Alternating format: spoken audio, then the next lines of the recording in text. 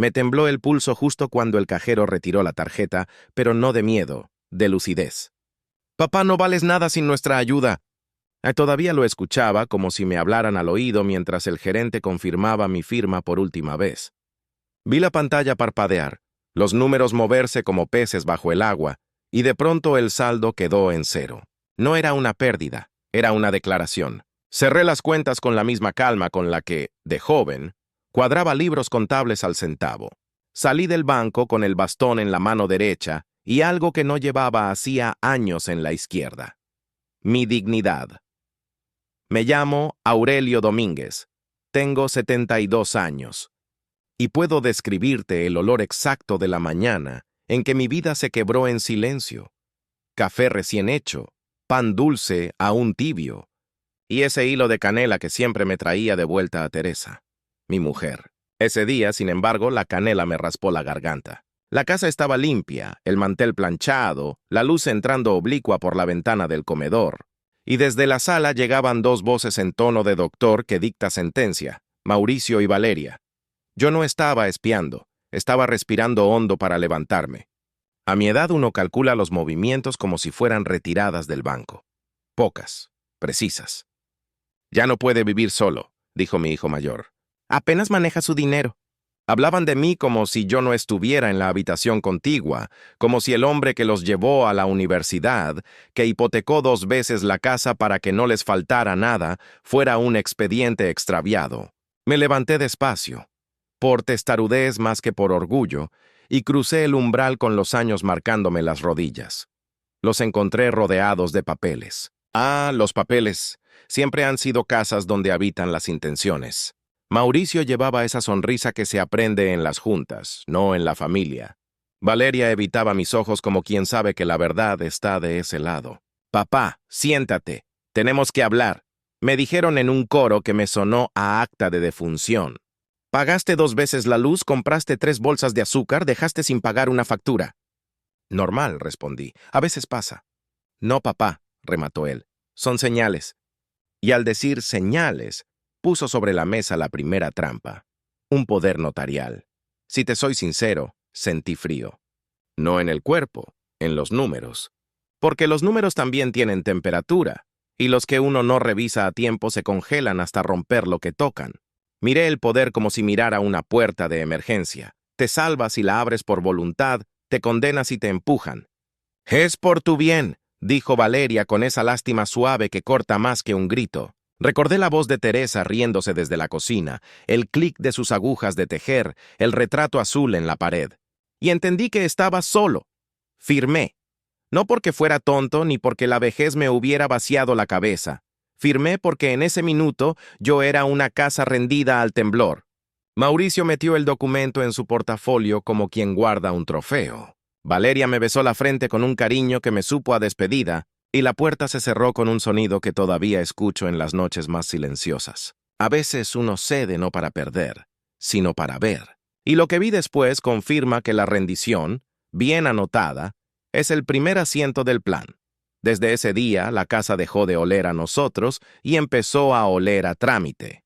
Cambiaron mi cuarto a uno más práctico. Desmontaron la cabecera por protocolo, y Laura, la esposa de Mauricio, me señaló la esquina de la mesa como si fuera una oficina de atención al cliente. «Ahí, papá». Yo miré la silla de la cabecera. Mi silla durante 40 años. Y por dentro hice un inventario de pérdidas. No eran muebles, eran lugares. Un hombre no envejece cuando cumple años, sino cuando le quitan su lugar sin pedirle permiso. La noche de la comida, frente a doña Pilar que fingía no mirar. Mauricio levantó la copa y soltó la piedra que partió la mesa. «Papá, no vales nada sin nosotros». Fue un cálculo perfecto, humillar sin insultar, administrar sin cuidar, sumar sin repartir. Yo no respondí de inmediato. Los contadores no contestamos con la boca, contestamos con balances. Lo único que hice fue asentir. Asentir es una firma invisible, y esa firma, esa noche, abrió el libro nuevo. Cuando por fin subieron el volumen de la televisión y bajó el de sus voces, recogí de debajo de mi silla un sobre manila sin remitente. Dentro había extractos de mi cuenta con mi letra que no era mi letra y conceptos que jamás autoricé. gastos médicos, reparaciones, pago inicial camioneta. Sumé de cabeza porque la vida me entrenó para hacerlo. $312,000 en 6 meses. Las manos se me quedaron frías, pero la mente me tomó la temperatura y me declaró apto. Estaba lúcido. Estaba herido y estaba listo. A las 3 de la mañana, sentado en el borde de una cama ajena dentro de mi propia casa, hice lo que he hecho toda la vida cuando algo no cuadra. Abrí un plan. La venganza es un plato que se sirve frío. Los planes, en cambio, se cocinan a fuego extremadamente lento. Necesitaba un aliado que hablara mi idioma, números, procesos, sellos. Y fui directo al único hombre que podía leer esos papeles como se leen los mapas. El licenciado Rubén Méndez, gerente del banco. Antiguo cliente de mis épocas de declaraciones y auditorías discretas. Al día siguiente estuve en su oficina antes de que la fila naciera. Cerré la puerta, puse el sobre en la mesa y pedí 2 cosas: ayuda y silencio. Rubén leyó, palideció, apretó la mandíbula. Los hombres honestos también saben enojarse. Y habló bajito, como si los billetes tuvieran oídos. «Esto es robo, don Aurelio». Yo asentí. «No quiero denuncias», dije. «Quiero justicia». Y la justicia, cuando te la deben en voz baja, se cobra con sellos y con paciencia. Abriríamos una cuenta en otra sucursal, moveríamos el dinero en tramos hormiga y compraría una casita lejos de donde la ambición tiene memoria. Volví caminando a casa con el sol dándome en la nuca y el corazón latiéndome en el sitio exacto. Me guardé el plan en el pecho como quien se guarda una carta marcada. Desde ese día empecé a interpretar el papel de mi vida. El viejo distraído que no encuentra los lentes que trae puestos, el que repite historias, el que se queda dormido a deshora. Mientras ellos asentían convencidos de su diagnóstico, yo firmaba discretamente los comprobantes correctos, retiraba $500, $800, $1,000 cada tercer día y veía cómo, gota a gota, el río cambiaba de cauce. Si has llegado hasta aquí, te pido algo simple. Suscríbete y cuéntame en los comentarios desde qué ciudad me estás escuchando. No es para inflar números. Es para demostrarle a quien se sienta en tu cabecera sin mirarte que todavía hay voces que sostienen a los viejos cuando la familia suelta la mesa. Yo soy Aurelio Domínguez y esta no es la historia de un anciano que se resignó. Es la historia del contador que aprendió que la última línea del balance se escribe con pulso y con calma. Aquí empezó todo. Y lo que sigue, te prometo, les va a doler en sus propios números. Nunca olvidaré ese olor. Café, pan dulce y el eco hueco de mi propio nombre pronunciado como si ya no me perteneciera. Mauricio hablaba desde la sala con voz de experto en algo que yo había hecho toda mi vida: administrar dinero. «Papá ya no puede vivir solo», dijo sin siquiera bajar la voz. Lo dijo como quien habla de un mueble viejo que estorba en medio de la sala. Valeria, mi hija, solo asintió en silencio. Yo seguía en la cocina, con la taza de peltre entre las manos, sintiendo cómo cada palabra me arrancaba una astilla invisible. Caminé hacia la sala con paso lento, no porque no pudiera ir más rápido, sino porque quería escuchar bien. Cuando crucé la puerta estaban rodeados de papeles, extractos, cuentas, recibos. Mi vida económica, la que construí con 43 años de trabajo como contador, desparramada en una mesa como si fueran pruebas en mi contra. Mauricio se cruzó de brazos con esa sonrisa suave que aprendió en juntas de empresa, no en cenas familiares. Valeria evitaba mirarme, como si fuera culpable de algo que aún no entendía. «Papá, siéntate, tenemos que hablar», dijo Mauricio, con la voz dulce de quien ya tomó una decisión antes de pedirte tu opinión. «Estamos preocupados. Hay gastos duplicados, recibos pagados 2 veces, compras repetidas. Tú antes no cometías estos errores». «A veces pasa», respondí con calma, pero él no hablaba de errores, hablaba de control. «Papá, son señales de que necesitas ayuda», añadió ella, como si yo fuera un niño al que había que explicarle que cruzar la calle solo era peligroso. Fue entonces cuando pusieron sobre la mesa la verdadera trampa: un poder notarial. Un documento simple, según ellos, para facilitar la administración de mis cuentas. «Así no tienes que preocuparte de nada, papá», dijo Valeria. «Tú solo disfrutas de tu retiro», agregó Mauricio, con la sonrisa de quien ya firmó por ti. Los miré a los dos. Eran mis hijos. a quienes enseñé a caminar, a sumar, a no mentir, y en ese instante me miraban como se mira un trámite pendiente. Me quedé en silencio más de lo que ellos esperaban. A veces el silencio pesa más que cualquier argumento. Mauricio se acercó, me puso una mano en el hombro y usó la frase que todavía me quema. Papá, sin nuestra ayuda tú, bueno, tú sabes, no podrías sobrevivir. Sentí cómo me apretaba el pecho, no por las palabras, sino por el tono. No era preocupación, era dominio disfrazado de cariño.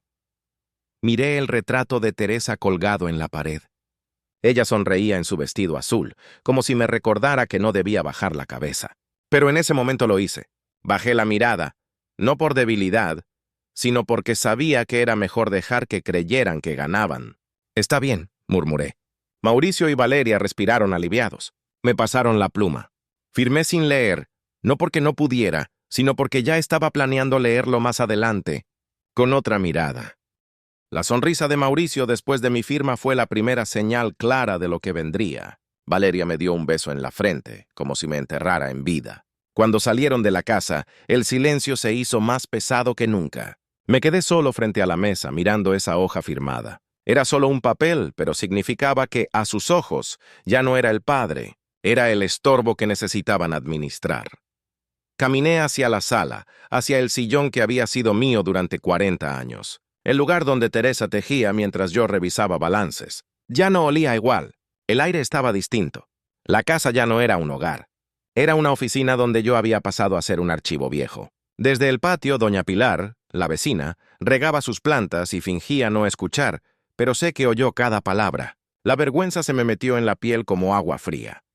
Me quedé frente al retrato de Teresa y por primera vez en años susurré pidiendo perdón. «Perdóname, amor», dije en voz baja. No por firmar, sino por haber criado hijos que confundieron mi vejez con inutilidad. Lo que no sabían era que mientras ellos celebraban su control, yo empezaba a tomar nota de cada movimiento. Y créeme, los números siempre terminan hablando. Esa fue la mañana en que comprendí que no había marcha atrás. Me habían robado el respeto sin siquiera levantar la voz. Pero si me iban a tratar como un número, entonces iban a conocer lo que un contador puede hacer cuando empieza a sumar de verdad. La siguiente jugada de mis hijos llegó disfrazada de prevención. Así le llamaron, prevención. 3 semanas después de que firmé aquel poder notarial, Mauricio apareció un sábado temprano con una carpeta en la mano y esa sonrisa con la que siempre anuncia que ya tiene todo decidido. Yo estaba en el patio regando las macetas de Teresa, como cada mañana. El sol tibio me daba en la espalda y por un momento olvidé todo. Pero bastó escuchar: «Papá, necesito hablar contigo sobre la casa», para que el estómago se me hiciera un nudo. Entré a la sala y él ya estaba sentado, con la carpeta apoyada en sus rodillas como un abogado frente a un cliente débil. «Papá», dijo con tono suave, «esta propiedad está a tu nombre. Y si algo te pasa, Valeria y yo tendríamos problemas enormes con herencias, impuestos, trámites. Todo se complicaría muchísimo». Lo dijo como si hablara de una carga. Mi casa, mi hogar, la casa que levanté con mis manos, donde nació mi hija, donde Teresa y yo construimos 40 años de vida. «¿Qué estás diciendo?», pregunté despacio. Él no titubeó. «Lo mejor es hacer una transferencia preventiva. Pasamos la casa a mi nombre, pero tú sigues viviendo aquí. Nada cambia. Absolutamente nada, papá». Lo decía con una naturalidad tan ensayada que dolía. «Solo es un papel. Así evitamos problemas después». Yo escuchaba, pero en mi cabeza algo no paraba de latir. Un papel nunca es solo un papel. «Papá, juro por mamá que es lo mejor», remató. Usó el nombre de Teresa como llave maestra. La misma mujer que nunca permitió que nos manipularan. Y lo peor es que conocía mis puntos débiles. Mi miedo a que todo se complicara para ellos. Mi culpa por estar viejo. Mi amor por la casa. Lo tenía todo calculado. Yo asentí con lentitud. «Si tú lo dices, hijo». El lunes llegó gris. Mauricio pasó por mí temprano y me llevó a la notaría Ibarra. La notaria era una mujer de mediana edad, amable, eficiente, con esas manos entrenadas para hacer que cualquier firma parezca un trámite simple. Me ofrecieron café. Sonreían. Había más papeles, siempre más papeles. «Aquí firme, don Aurelio». «Es solo para proteger a su familia», dijo ella con voz tranquila. Yo firmé una vez, 2 veces, 3 veces. Cada firma era un ladrillo que ellos quitaban de mi casa. ¿Entiende que está transfiriendo la propiedad? Me preguntó la notaria. Sí, es para proteger a mi familia, respondí mecánicamente. Ni siquiera me dejaron leerlo con calma.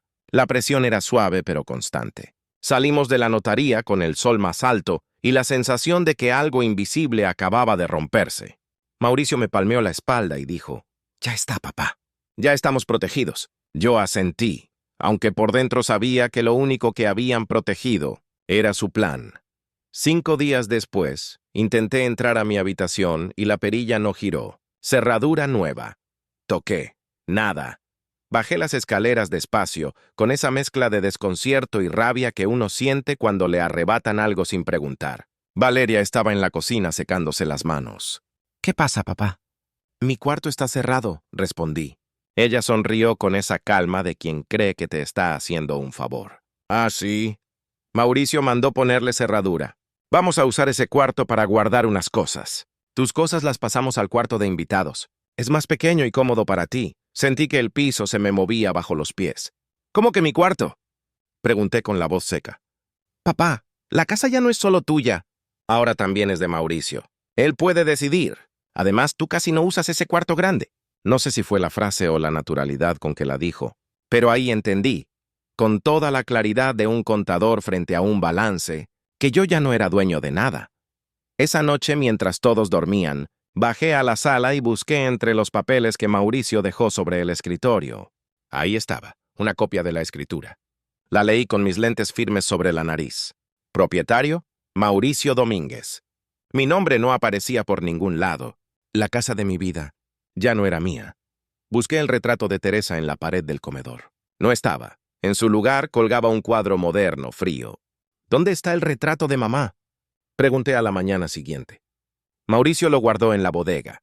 «Dijo que ya era hora de renovar», respondió Valeria como si no estuviera diciendo nada. Yo no contesté. Subí al cuarto pequeño que me habían dejado. Abrí las manos sobre la cama y sentí el vacío. Esa no era mi cama, ya no era mi casa. Era un invitado en lo que alguna vez fue mi hogar. Y en ese instante, mirando las paredes ajenas, comprendí algo con la precisión que solo se tiene cuando se ha vivido mucho. Las traiciones más dolorosas no vienen con gritos. Vienen firmadas ante notario. Los días siguientes a la transferencia de la casa fueron como vivir en un lugar que se parece a tu hogar, pero que ya no te pertenece. Es un detalle sutil, pero aplastante. El olor ya no es el mismo, la forma en que caminas ya no es igual, y hasta los muebles, los mismos que tú elegiste, parecen obedecer a otra voz. Yo seguía haciendo mi rutina, regar las plantas, preparar café, abrir las ventanas, como un actor que repite su papel en una obra que ya no le pertenece. El domingo, Mauricio organizó una comida familiar. La llamó así, pero era otra cosa. Llegó con Laura, su esposa, que caminaba por la casa como si ya le perteneciera. Valeria llegó más tarde con Rodrigo y en un gesto casi poético, doña Pilar, mi vecina de toda la vida, fue invitada también. No por cariño, sino para que vieran lo bien que cuidaban a su padre. Era una puesta en escena y yo era el adorno.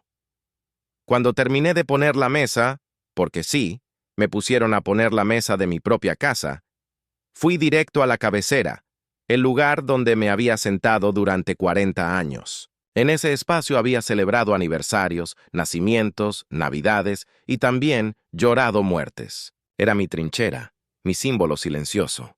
Pero cuando estaba a punto de jalar la silla, Laura me detuvo con una mano ligera pero firme. «Esa silla es de Mauricio, papá». «Tú siéntate allá en la esquina», dijo sonriendo como quien ofrece un favor. El comedor quedó en silencio. No de respeto, sino de incomodidad. Valeria fingía revisar su teléfono. Rodrigo miraba cualquier cosa menos mis ojos. Doña Pilar me observaba con esa mezcla de pena y rabia que uno no olvida. Yo repetí la frase despacio, como si no la hubiera entendido. «¿En la esquina?» «Sí, papá», respondió Laura con esa voz azucarada que esconde veneno. «Mauricio es el dueño de la casa ahora. Es lógico que él se siente aquí». Mauricio entró en ese momento con la camisa perfectamente planchada, la frente en alto, y un aire de quien ya tiene un trono. Me miró con una sonrisa casi compasiva y dijo, «No te ofendas, papá. Es solo protocolo. El que paga la casa se sienta en la cabecera. Ahí fue cuando lo entendí con una claridad que corta. Me habían bajado de mi propia mesa. Yo, el hombre que había pagado cada ladrillo, ya no era el padre, era el invitado. Bajé la cabeza y caminé hacia la silla de la esquina. Era pequeña, fría y quedaba junto a la pared. Ahí donde antes se colgaban los abrigos, ahora debía sentarme yo. Mis pasos resonaban huecos sobre el piso, como si la casa también me estuviera diciendo que ya no pertenecía ahí. Doña Pilar no quitaba la vista de mí, y esa mirada, más que cualquier palabra, fue un espejo. Me estaban despojando frente a testigos. Laura trajo la comida, y Mauricio levantó su copa como un rey en su banquete. ¡Salud por la familia!, dijo con esa voz orgullosa que suena fuerte pero no pesa nada. Todos brindaron. Yo solo moví el plato con el tenedor. La carne asada que antes me sabía a domingos felices, ahora tenía sabor a traición. Nadie me miraba directamente, pero todos sabían lo que había pasado. Me habían desplazado. Y fingían que no había pasado nada. «Papá, no te pongas así», soltó Valeria de pronto como si yo estuviera exagerando. «Es solo una silla». No, no era una silla. Era mi lugar. El último símbolo de que alguna vez fui cabeza de familia. El último pedazo de respeto que quedaba en esa casa. Y esa noche lo arrancaron como si no valiera nada. Mientras ellos reían, brindaban y hablaban de viajes, yo observaba el retrato de Teresa que ya no estaba en la pared. Mauricio lo había guardado para renovar la decoración. Y me prometí algo sin decirlo. Si ellos podían quitarme mi silla, yo les quitaría lo que realmente les dolía: el control. Me quedé callado toda la cena, pero por dentro empecé a contar. Y cuando un contador empieza a contar, no se le escapa ni un centavo. La noche en que me sentaron en la esquina de mi propia mesa, mientras fingían que la humillación era un detalle sin importancia, algo cambió. Entre el murmullo de los cubiertos y las risas falsas, sentí que algo rozaba mis pies bajo la silla. Era un sobre doblado color manila. Lo levanté despacio, con el mismo cuidado con el que un hombre mayor toma una prueba que aún no quiere leer. Nadie lo notó, o fingieron no notarlo. Subí a mi nuevo cuarto, el que alguna vez fue de visitas, y cerré la puerta con llave. Encendí la lámpara de noche. La luz amarilla cayó sobre la cama estrecha y sobre el sobre que descansaba frente a mí. Lo abrí con las manos temblorosas, no de miedo, sino de presentimiento. Dentro había extractos bancarios, copias de movimientos, papeles sellados con mi nombre impreso, pero no con mi letra. Era como mirarme en un espejo torcido. Comencé a leer uno por uno. Retiro, $22,000. Gastos médicos de Aurelio Domínguez. Yo no había ido al médico ese mes. Retiro, $18,000. Reparaciones de la casa. Nadie había reparado nada. Retiro, $35,000. Medicamentos y cuidados. Mis medicinas no cuestan eso. Cada línea era una estocada silenciosa. Cada monto era una traición que llevaba mi firma falsificada. El contador que fui despertó de golpe. Hice lo que he hecho toda la vida: sumar. 43 años de experiencia no se olvidan. Sumé rápido, preciso. 312,000 pesos desaparecidos en apenas 6 meses. El corazón me golpeaba el pecho, pero la mente estaba fría. No lloré, no grité, no me sorprendí. Solo confirmé algo que ya llevaba tiempo oliendo en el aire. Me estaban robando con mi propio nombre. Miré las firmas una por una. Parecían mías, pero no lo eran. Conozco mis curvas, mis trazos, mis números. Esas eran imitaciones bien hechas, planificadas, como las de alguien que no improvisa. Mauricio. Valeria. Alguien dentro de mi casa había tenido acceso a mis papeles, a mis claves, a todo. Y no lo hicieron de golpe, no. Lo hicieron gota a gota, como quien vacía un estanque sin que se note hasta que el fondo está seco. Mientras más leía, más me quedaba claro que esto no había sido un error ni una urgencia. Era un plan. Había transferencias a cuentas desconocidas, pagos de cosas que nunca existieron e incluso solicitudes de créditos con mi nombre. Hasta un contrato de un coche a plazos. ¿Yo ni siquiera manejaba ya? Lo habían hecho creyendo que era un viejo débil, medio torpe, incapaz de darse cuenta. Entre los documentos encontré algo que me heló la sangre: una cotización de un asilo. Residencia para adultos mayores, San Francisco de Asís. Habitación compartida, atención básica. En la esquina, escrito con la letra de Mauricio, Había una nota pequeña, casi invisible. Opción viable cuando se acabe el dinero. Cuando se acabe el dinero. Ahí lo tuve todo claro.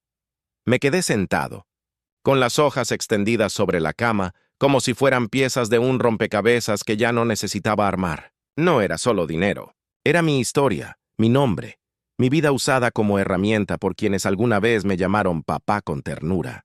No sé cuánto tiempo pasé ahí, solo sé que cuando me di cuenta ya era de madrugada. El silencio de la casa era espeso, como si todos durmieran sobre mi dignidad. Afuera, los grillos cantaban. En la otra habitación, los ronquidos de Mauricio llegaban rítmicos, como si su conciencia estuviera tranquila. En mi pecho, sin embargo, ya no quedaba espacio para la sorpresa ni la tristeza. Solo quedaba claridad. No iba a reclamar, no iba a suplicar. Yo iba a planificar. Apagué la lámpara, pero no dormí. Me quedé ahí, en silencio, mirando el techo, repasando cada línea, cada nombre, cada cifra. Los contadores no hacemos promesas impulsivas, hacemos planes exactos. Y en ese silencio nació el mío. Esa noche no dormí. Me senté en la cama con el sobre abierto frente a mí, como si fuera mi antiguo escritorio de trabajo. Solo que esta vez, en lugar de balances de empresas ajenas, estaba revisando la traición de mis propios hijos. Tomé mis lentes, los ajusté bien sobre la nariz y empecé a clasificar los papeles uno por uno, con la calma quirúrgica de quien sabe que cada línea puede ser una bala o una llave. Primero separé las transferencias electrónicas. Había una de 52,000 pesos a nombre de Mauricio Domínguez, justificada como préstamo personal. Luego otra de 38,000 pesos para la compra de una camioneta nueva, también a su nombre. Luego una solicitud de tarjeta de crédito con mi firma falsificada y un límite de 120,000 pesos. La dirección de envío, su oficina. Cada papel tenía la misma firma falsa, impecable, fría, planeada. Después pasé a los retiros menores, $5,000 aquí, $8,000 allá, siempre con conceptos genéricos, medicamentos, servicios, gastos varios, pequeñas mordidas constantes que no levantan sospecha, salvo cuando las sumas todas. Yo no necesitaba calculadora. A mi edad, y después de tantos años frente a cuentas, las cifras se me graban en la mente como nombres. En menos de 2 horas ya tenía el número final, 312,000 pesos desaparecidos en medio año. El siguiente paso fue revisar las fechas. Lo más doloroso fue descubrir que el primer retiro irregular era de enero, 5 meses antes de que firmara el poder notarial. Eso significaba que esto no nació de un impulso. No fue un error administrativo. Fue un plan estructurado, calculado y ejecutado paso a paso. Me habían estado robando incluso antes de que yo les diera las llaves legales para hacerlo. Y como si eso no bastara, encontré un documento que me heló la sangre. Un contrato de crédito automotriz, con mi nombre como aval, usado para comprar la camioneta de Mauricio. Si él no pagaba, me quitarían lo que me quedara. Encontré también una inversión fallida en un restaurante que ni siquiera sabía que existía. 115,000 pesos invertidos a mi nombre, sin mi consentimiento, perdidos en humo y pretextos. Al final, el documento que más me dolió no fue un recibo, sino una cotización. Residencia para adultos mayores, San Francisco de Asís. Habitación compartida, alimentación básica, atención mínima. En la esquina esa frase escrita a mano, opción viable cuando se acabe el dinero.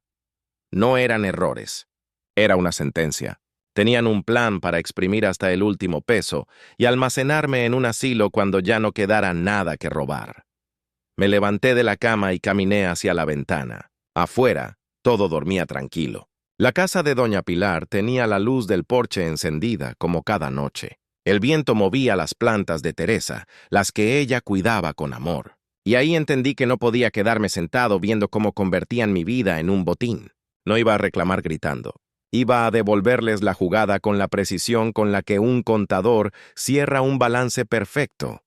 Volví a la cama. Ordené los papeles cronológicamente, con montos y firmas falsas subrayadas en rojo. Guardé todo en el sobre manila y lo coloqué bajo el colchón, donde nadie más lo tocaría. A esa hora ya no quedaba lugar para la rabia. Lo único que sentía era una calma helada, esa que solo se tiene cuando ya sabes exactamente lo que vas a hacer. Miré el reloj. Eran las 3 de la mañana. En la habitación de al lado, Mauricio roncaba tranquilo.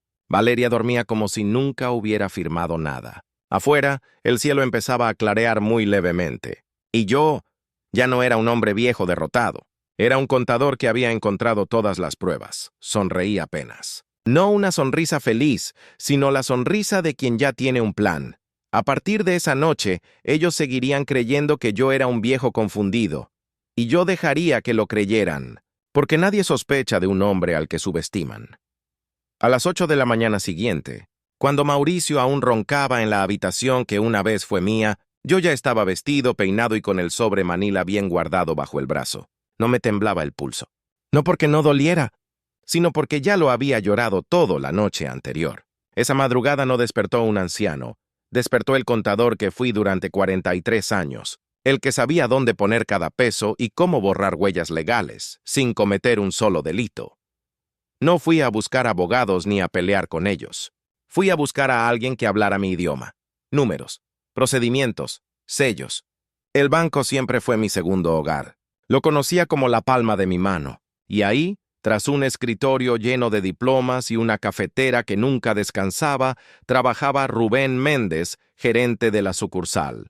Un hombre que había sido mi cliente cuando yo aún trabajaba en auditorías fiscales. Sabía que si le mostraba las pruebas no habría necesidad de explicar demasiado. Llegué a la recepción con paso firme. «Buenos días». «Necesito ver al licenciado Méndez», dije. La recepcionista levantó el teléfono y habló en voz baja. Minutos después, Rubén apareció en la puerta de su oficina con la misma seriedad que recordaba. «Don Aurelio, pase por favor». Entré, cerré la puerta tras de mí y saqué el sobre. No hice rodeos. Lo puse sobre su escritorio.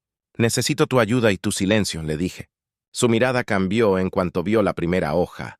Rubén empezó a revisar los papeles con precisión de cirujano. Su rostro pasó de la sorpresa a la incredulidad y luego a una rabia contenida. «Dios mío».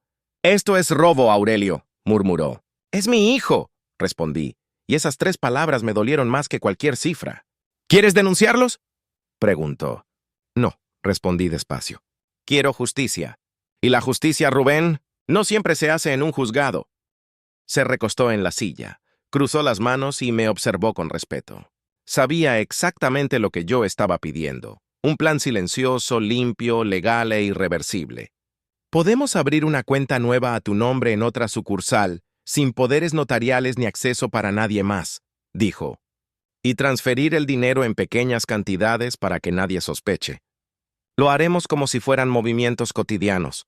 Asentí. Ya lo había pensado. Solo necesitaba a alguien que lo ejecutara. «¿Cuánto tiempo tomará?», pregunté. 6 o 7 semanas. Si hacemos retiros de 500 o 1000 pesos cada vez, nadie levantará alarmas. Cuando terminemos, la cuenta original estará vacía y todo estará en una nueva, completamente blindada». Sus palabras eran música para mis oídos. Era un plan quirúrgico como me gustaba trabajar, sin ruido, sin huellas, sin avisos.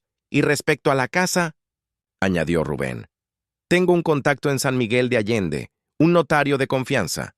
Hay propiedades pequeñas que podrías comprar sin que tu familia se entere de nada. Lo miré fijo. San Miguel, un lugar tranquilo, lejos del ruido y aún más lejos de ellos. Un pedacito de tierra para morir en paz. Freight de 1000 pesos. Una casita de adobe, jardín pequeño. Perfecta para vivir solo, sin que nadie te maneje la vida, explicó. No lo dudé ni un segundo. Hagámoslo. Rubén abrió los sistemas, preparó documentos y empezó a teclear como si estuviéramos conspirando contra un imperio. En realidad lo estábamos. Me explicó cómo funcionaría cada movimiento, cada firma, cada traspaso. Nada llamaría la atención. Nada sería ilegal. Todo sería mío otra vez. Por primera vez en meses sentí que el control regresaba a mis manos. Antes de irme, Rubén me miró a los ojos con algo que no todos te dan a tu edad: respeto. Lo que está haciendo no es venganza, Aurelio. Es recuperar lo que es suyo. Le estreché la mano. No es por dinero, Rubén. Es por dignidad. Salí de ese banco con el sobre más liviano y el corazón más firme. Ellos no sabían que la cuenta ya no jugaba a su favor. Y cuando alguien no sabe que el tablero cambió, juega confiado. Caminé despacio por la banqueta, con el bastón en una mano y el primer paso de mi plan en la otra. A esa hora, Valeria estaría preparando café y Mauricio revisando su celular, seguros de que el viejo no tenía fuerzas para defenderse. Lo que no sabían era que la batalla ya había empezado. Y yo iba ganando en silencio. Me levanté cada mañana con la sensación de entrar en un teatro donde yo era el actor que debía convencer al mundo de su propia debilidad. No fue difícil. La sociedad ya interpreta a los viejos como frágiles. Aproveché ese prejuicio como si fuera un traje cómodo. Me vestía con la camisa arrugada. Perdía las gafas todo el tiempo. Repetía anécdotas que había contado 1000 veces y hacía preguntas tontas con la voz temblorosa. Lo hice con talento, con paciencia y sobre todo con tranquilidad. Nadie sospecha del que titubea. Salía de la casa caminando despacio por la banqueta, apoyado en mi bastón como un anciano sencillo. En realidad cada paso estaba medido. Iba al banco en días distintos, a horas diferentes, a veces caminando, otras veces en taxi, a veces acompañado de un carrito de mandado para parecer un viejo que hace las compras. Nunca fui con prisa. Entraba, saludaba con voz confusa y conversaba en voz alta sobre el clima, la televisión, María, mientras Rubén, en la sucursal aliada, ya tenía listos los movimientos acordados. La táctica fue simple y sucia en su eficacia, retiros pequeños y repetidos.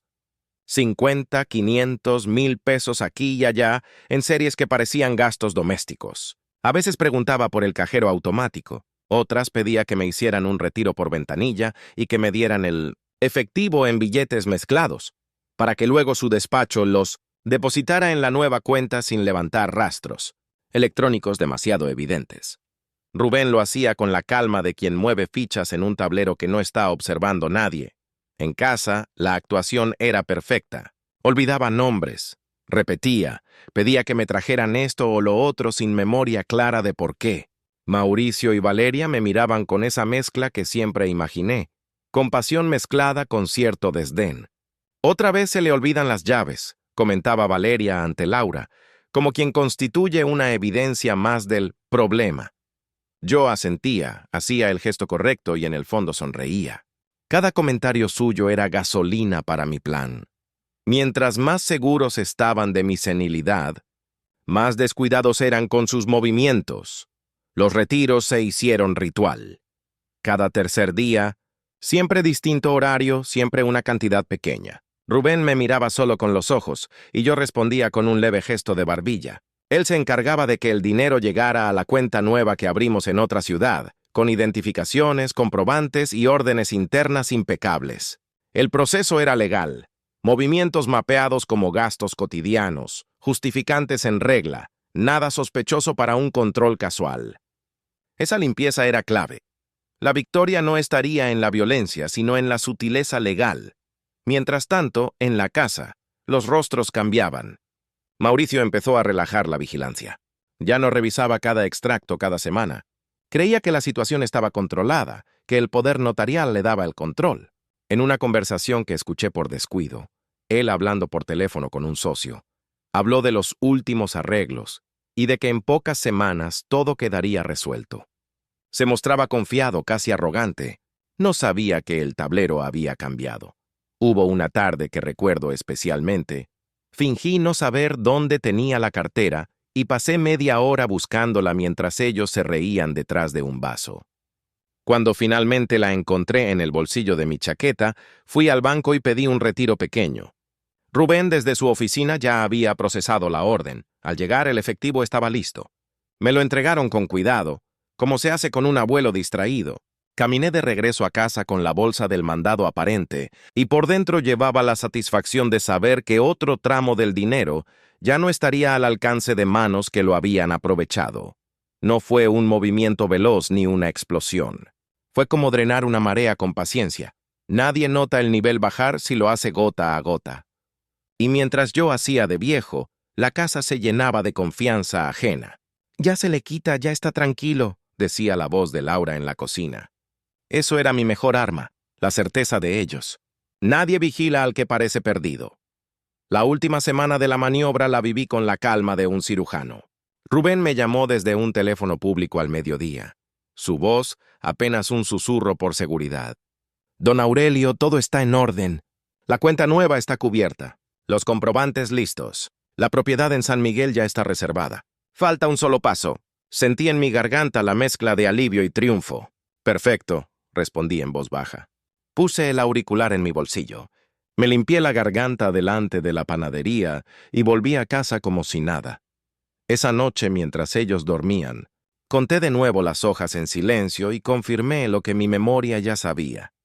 1,240,000 pesos habían quedado blindados, y los fragmentos que dejaron en la cuenta original alcanzarían para cubrir cualquier gasto cotidiano que ellos mostraran al revisar.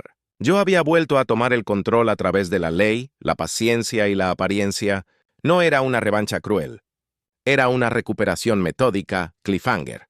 A la mañana siguiente, mientras fingía no entender por qué Mauricio estaba tan nervioso y caminaba por la sala con el celular en la mano, mi teléfono sonó con un número desconocido. Rubén en la línea corta. Don Aurelio, todo listo. Venga al banco a las 9:00. Y así, con la máscara aún puesta y el plan casi completo, me preparé para el momento decisivo. Mi cumpleaños número 72 llegó un jueves de octubre. No esperaba celebración y, si soy honesto, tampoco la quería. No había nada que festejar. Pero Mauricio, con su habitual teatro, decidió organizar una pequeña cena familiar. Cuando lo anunció, sonrió como si me estuviera regalando un honor que no merecía. «Papá, te lo mereces», dijo. Lo dijo como quien entrega una limosna. La mesa no la pusieron en el comedor principal, ese que había sido mío, sino en la pequeña mesa de la cocina, donde 6 personas apenas cabían apretadas. Lo hicieron así por una razón sencilla, porque podían. Era un recordatorio silencioso de que la casa ya no me pertenecía. Laura cocinó mole, porque era mi platillo favorito. Lo sirvió con ese tono hipócrita que solo usan los que quieren que agradezcas lo que no pediste. Valeria y Rodrigo llegaron con bolsas de supermercado, y yo, como siempre, ya estaba sentado en la esquina. Al ver la mesa, no pude evitar recordar cómo era antes. Teresa frente a mí, Mauricio y Valeria riendo de niños, la mesa rebosante, las luces cálidas. Hoy, esa misma mesa se sentía ajena, fría, hostil. Laura se sentó al lado de Mauricio en la cabecera que me pertenecía. Él levantó su copa de vino y pronunció la primera frase de la noche con voz teatral. «Papá, 72 años. No todos tienen la suerte de llegar a esta edad con familia que los cuida». «¿Familia que los cuida?», repetí en mi mente. «Qué manera elegante de decir familia que los controla». Brindaron. Todos menos yo. Masticaban despacio, como si estuvieran en una cena perfecta. El mole que siempre me supo ahogar, esa noche tenía sabor a despedida. Doña Pilar, mi vecina, había rechazado la invitación con un «tengo un compromiso», pero lo supe en sus ojos esa tarde. No podía soportar ver cómo me trataban. Y yo tampoco. Entre bocado y bocado, Mauricio limpió su boca con la servilleta y dijo con naturalidad: «Papá, tenemos que hablar de tu carro». Sentí un chasquido en el pecho. Mi viejo Tsuru azul, rayado pero mío. Lo compré en abonos, lo usé años para ir y venir de mi trabajo. «Ya no lo usas», dijo. «Se está echando a perder en la cochera. Lo vamos a vender». «¿Vamos?», repetí. «Sí, papá. Ya encontré comprador. Nos da 65,000. Con eso pagamos deudas de la casa». Deudas de la casa. La casa que ya no era mía. La carcajada silenciosa de la injusticia me golpeó por dentro. Valeria intervino con tono suave, como si me hablara un médico a un paciente confundido. «Papá, es lo mejor. Confía en Mauricio». Laura asentía, sonriente, con esa sonrisa que me revolvía el estómago. «No van a vender mi carro», dije. La voz me salió quebrada pero firme. «Papá, no seas necio», respondió Mauricio. «Tú ya no necesitas un carro». El ambiente se tensó. Yo podía sentir cómo el aire se espesaba entre nosotros. Y entonces, sin dudar, Mauricio se levantó de su silla, se puso detrás de mí, me miró desde arriba y dijo la frase que partió en dos la historia. «Papá, no vales nada sin nosotros».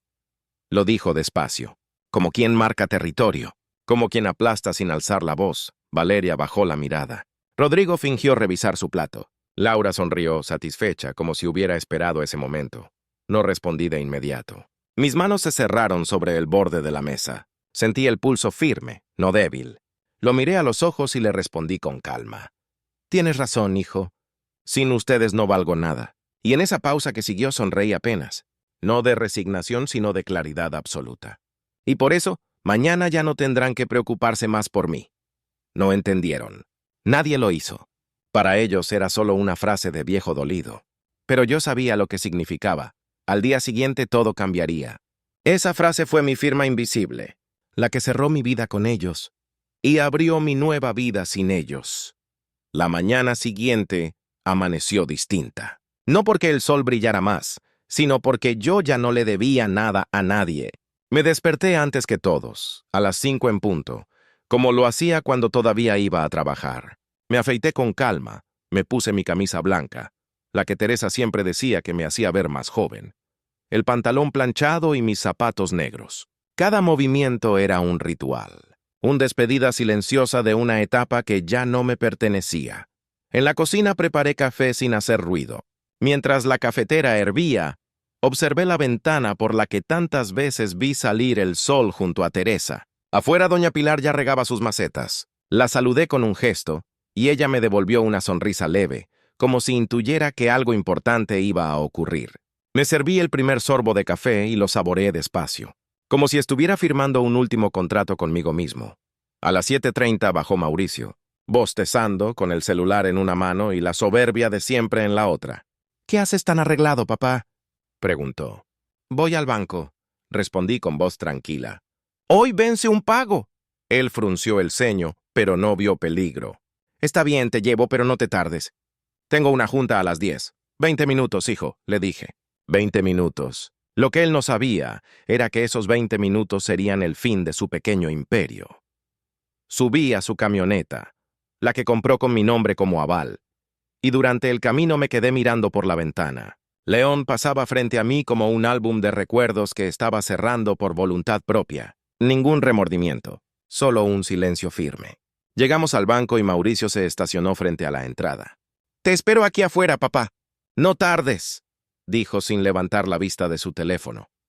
Apenas crucé las puertas de vidrio, el aire frío del aire acondicionado me recibió como una señal. En la oficina ya me esperaba Rubén, con la carpeta lista, todo planificado. Su saludo fue corto, serio, cómplice. «¿Está listo?», preguntó.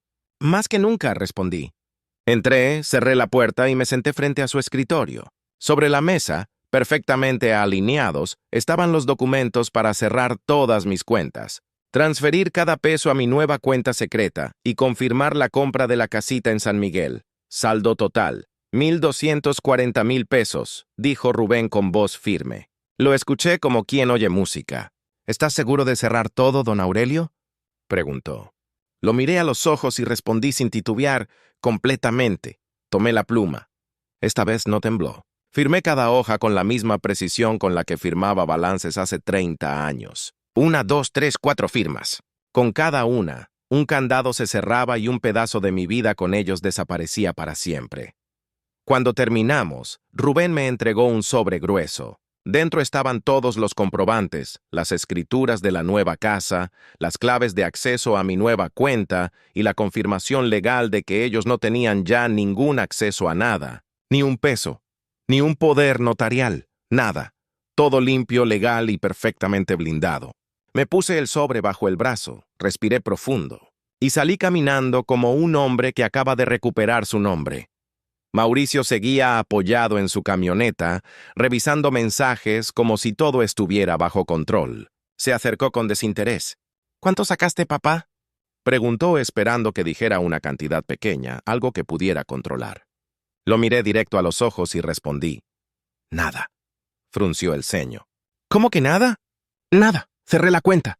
Cerré todo. Su cigarro cayó al suelo. Por primera vez en mucho tiempo lo vi perder el control. «¿Qué? ¿Qué hiciste?». Su voz se quebró entre rabia y miedo. «¿Dónde está el dinero, papá?». Lo observé con una calma que lo desarmó. «Donde no puedas tocarlo nunca más». Intentó recomponerse.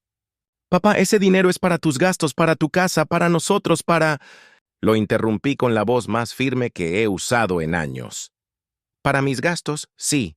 Para mi casa, no. ¿Para ustedes? Jamás». Mauricio palideció. Empezó a tartamudear justificaciones. Hablaba de préstamos, de negocios, de cómo me cuidaba. Yo ya no lo escuchaba. Abrí la puerta de un taxi que acababa de pasar y me subí sin mirar atrás. «Adiós, Mauricio», dije despacio. «Papá, no puedes hacer esto», gritó. «Vas a morir solo. Vas a necesitarnos». El taxi arrancó. Lo último que vi fue a mi hijo de pie, con la boca abierta, sin poder creer que el viejo que creía tener en sus manos lo acababa de dejar sin nada. El taxista me miró por el espejo retrovisor. ¿Está bien, Don? Mejor que nunca, hijo. Mejor que nunca. Cuando el taxi se alejó, sentí algo que no había sentido en años. Ligereza. No era felicidad todavía, pero sí libertad. Apoyé el sobre con mis documentos en mis piernas como si fuera un pasaporte a otra vida. Cada comprobante, cada escritura, cada transferencia, era un ladrillo en la muralla que acababa de levantar entre ellos y yo. Habían pasado años controlando cada centavo, cada decisión, cada palabra que decía. Y en 20 minutos, lo perdieron todo. Le pedí al taxista que me llevara a la central de autobuses. Mientras el auto avanzaba, vi pasar las calles de León, las mismas donde caminé con Teresa cuando éramos jóvenes, donde llevé a mis hijos a la escuela, donde trabajé sin faltar un solo día durante 43 años. No dejaba atrás una ciudad. Dejaba atrás una historia que ya no era mía. En la casa, el silencio se rompió en cuanto Mauricio abrió la puerta gritando mi nombre. ¡Papá! ¡Papá! Subió las escaleras como un loco, abrió la puerta de la habitación que me habían arrinconado y encontró solo un par de camisas viejas y la cama sin tender. Bajó corriendo a la cocina. ¡No está! ¡No está!, gritaba. Valeria llegó agitada desde el patio. ¿Cómo que no está? Cerró la cuenta. Todo el dinero desapareció, dijo Mauricio con la cara blanca. Corrieron a revisar cada cajón, cada rincón, como si el dinero estuviera escondido bajo la alfombra. Revisaron el armario, la cochera, incluso el buzón. Llamaron a los bancos, a hospitales, a la policía. Nada. Cuando uno de los oficiales les preguntó si yo tenía problemas de salud mental, Valeria tartamudeó. No, bueno, no exactamente. Es que él ya no puede solo. La respuesta del oficial fue la estocada final. Señora, si es un adulto mayor con sus facultades, puede irse a donde quiera. No hay delito. Fue entonces cuando Valeria encontró el sobre blanco sobre la mesa del comedor. Mi letra, mi última huella en esa casa que ya no era mía. Lo abrió con manos temblorosas y lo leyó en voz alta. Mauricio escuchaba de pie, mudo, mientras la voz de su hermana se quebraba. Queridos Mauricio y Valeria, gracias por recordarme tantas veces que no valgo nada sin ustedes.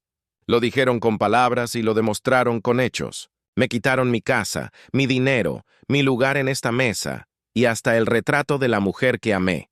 Me convirtieron en un trámite, en un estorbo administrable. Pero cometieron un error que ningún contador olvida: subestimar a quien hizo las cuentas durante toda su vida.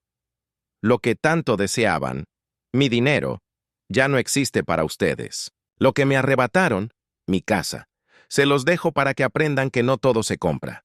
Yo me llevo lo único que realmente vale: mi dignidad y mi libertad. No me busquen, no me encontrarán. Esta vez no estoy perdido. Estoy por fin donde decido estar. Aurelio Domínguez. Mauricio arrugó la carta con los puños. Valeria empezó a llorar. Pero yo sé, porque conozco a mis hijos, que no lloraba por mí. Lloraba por el dinero que ya no podían tocar. Lloraba por el control perdido. La rabia de Mauricio llenó la casa. Golpeó la mesa, maldijo mi nombre, llamó a abogados, amenazó con demandar, pero no había nada que hacer. Cada movimiento había sido legal, cada firma mía, cada peso limpio. Había ganado, sin que siquiera se dieran cuenta de cuándo empezó la guerra. Mientras ellos gritaban, yo me senté en la banca de la terminal de autobuses, con mi boleto a San Miguel en la mano. Daniel y Valeria ya no existían para mí como hijos. Al menos no como los que yo crié. Y no dolía tanto como pensé. Tal vez porque uno no extraña lo que hace tiempo dejó de tener. Miré mi teléfono vibrar. Primero Mauricio, luego Valeria, luego otra vez Mauricio. Lo apagué sin leer. El silencio que siguió fue como un respiro profundo después de una tormenta larga. El altavoz de la terminal anunció mi salida en 15 minutos. Me puse de pie despacio, con la dignidad que me habían intentado arrebatar tantas veces. Y mientras ellos se hundían en la histeria, yo desaparecía en paz. El autobús llegó a San Miguel de Allende a las 3 de la tarde. El cielo azul despejado parecía esperarme. Bajé despacio, con el bastón en la mano y el sobre bajo el brazo como si cargara mi nueva vida en él. Después de 4 horas sentado, mis rodillas protestaban, pero mi pecho estaba ligero. El ruido de la terminal era distinto. Vendedores ambulantes, turistas, y esa brisa suave que no existe en León. Era como si hasta el viento supiera que había vuelto a ser dueño de mi destino. Tomé un taxi hasta mi nueva dirección. Calle de la Paz. Número 43. Al llegar, vi la casita por primera vez en persona. Fachada de adobe, portón azul celeste, jardincito al frente con espacio para un par de macetas. Era pequeña, sí, pero no necesitaba más.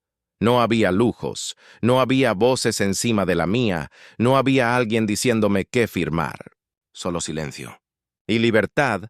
Abrí la puerta con la llave que Rubén me había entregado y el olor a pintura fresca me golpeó suavemente. Las paredes estaban limpias, los pisos de barro brillaban. No había muebles, solo un colchón en el suelo y una pequeña mesa plegable que el notario había dejado para mí. Pero no me importó. No era el espacio lo que me hacía sentir rico. Era el hecho de que nadie podía quitarme nada de ahí. Dejé el sobre la mesa y recorrí cada rincón. El baño pequeño, la cocina con azulejos amarillos, la ventana que daba al jardín, la sombra que entraba en la tarde. Imaginé a Teresa sentada junto a esa ventana, tomando café como antes, y por primera vez en muchos años no sentí tristeza, sino paz. Porque aquí en estos 50 metros cuadrados no había manipulación, ni humillación, ni falsas sonrisas. Solo yo, mi historia. Y una segunda oportunidad. Salí al jardincito y abrí el pequeño grifo para regar la tierra seca. El agua cayó sobre el suelo como un bautizo. Compraría macetas, geranios rojos, los que a Teresa le gustaban, y lavanda para que oliera a hogar. Una vecina de cabello blanco, con mandil floreado, se asomó desde el patio de al lado. ¿Recién llegado, don?, preguntó con amabilidad. Sí, señora. Me llamo Aurelio. Bienvenido al barrio, don Aurelio. Aquí la gente es tranquila. Si necesita algo, me avisa. Sonreí. Gracias, vecina. De verdad. Esa noche no hubo cena de cumpleaños, ni sillas robadas en la cabecera, ni palabras hirientes. Solo una lámpara de escritorio iluminando el cuarto, una taza de café caliente y el silencio amable de una casa mía. Me acosté en el colchón del suelo, sin almohadas mullidas ni sábanas elegantes, y dormí profundamente por primera vez en muchos años. A la mañana siguiente, los rayos del sol se colaron por la ventana. Me levanté sin escuchar gritos ni pasos ajenos. Preparé café en una cafetera vieja que compré en el mercado y me senté en el jardín a ver cómo el cielo cambiaba de colores. Tenía 72 años. Y volví a ser dueño de mis días. Mientras tanto, a 200 kilómetros de distancia, Mauricio y Valeria seguían buscando rastros, hablando con abogados, intentando entender cómo había desaparecido todo sin que lo notaran. No lo lograrían. Había hecho todo con precisión, con calma, con la astucia de un contador que sabía que el poder real no está en gritar, sino en firmar en silencio. Tomé un sorbo de café y sonreí. No me fui por odio, me fui por dignidad. No escapé, me liberé.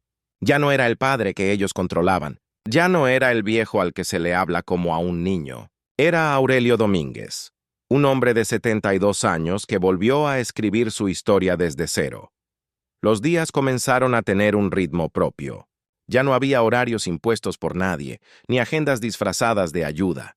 Me despertaba temprano, hacía café, salía a regar el jardín y me sentaba en la banquita de madera que compré en el mercado local. No necesitaba mucho. Bastaba con el sol de la mañana, el olor de la tierra mojada y el murmullo de los pájaros para recordarme que estaba vivo. No sobrevivía, vivía. Mientras tanto, en León, Mauricio y Valeria estaban exactamente donde yo los había dejado, revolviendo papeles, llamando a abogados, buscando culpables. Nunca imaginaron que el viejo confundido los había superado sin levantar la voz. Creyeron que mi debilidad era real. Creyeron que me podían manejar como se administra una cuenta bancaria, con claves y poderes notariales. Y no entendieron que no se controla a alguien que conoce cada resquicio del sistema que tú apenas usas. Una tarde, mientras plantaba lavanda junto al portón azul, pensé en la última vez que Mauricio me miró a los ojos. No lo hizo con amor ni con pena. Lo hizo con poder. El mismo poder que yo le había entregado cuando firmé ese primer papel sin pelear. Pero ya no más. La historia había cambiado de manos. Y esa fue mi verdadera victoria, no recuperar el dinero, sino recuperar mi nombre, mi decisión, mi voz. Puse un pequeño cartel en el jardín con una frase que escribí a mano. Nunca subestimes a un viejo que sabe contar.